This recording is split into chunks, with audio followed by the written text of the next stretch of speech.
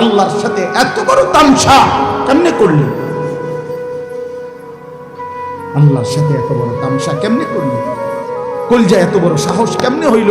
এই সিগারেটের আড্ডা, বিড়ি খাইয়েন না, বিড়ি খাইয়েন না, বিড়ি খাইয়েন।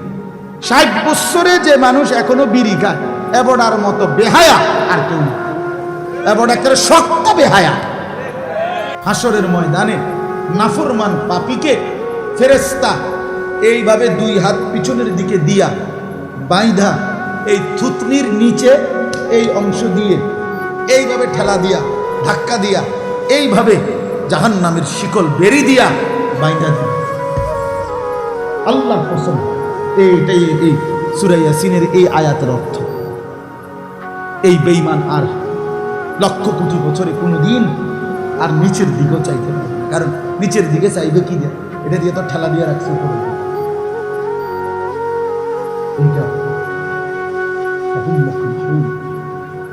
আর কোনোদিন চোখ নামাইতে পারবে না। হযরত আবু দারদা রাদিয়াল্লাহু তাআলা আনহু এক সাহাবী ছিলেন।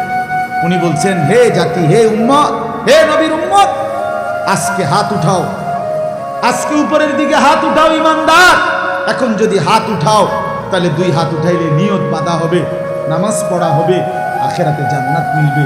নয়তো নাফরমান বেনামাজি, এই মনে রাখিস তোর 2 হাত ফেরেশতা উঠাবে। তুই তো উঠাইলি না, নিজে বেঈমান, তো ফেরেশতা তোর 2 হাত উঠাইয়া পিছন দিকে বান দিয়া ওরে এমনে ধাক্কা দিয়া বাইধা দিবে আর অনন্তকালের জন্য জাহান্নামে লাথি মাইরা ফেলায় দিবে। অপেক্ষা করো, অপেক্ষা করো। শেষ কথা, বেডি চাও, কোনো অসুবিধা নেই। মোবাইলে মানুষের বেডি দেখো, চরিত্র নষ্ট করে ফেলে, আখলাক বরবাদ করে ফেলে। দেখবে একদিন দেখতে দেখতে কবরে চলে যাবে। এই হাসি থাকবে না, এই রঙের রসের দুনিয়া থাকবে না, আমারও না, আপনারও না। ঠিক কিনা বলে?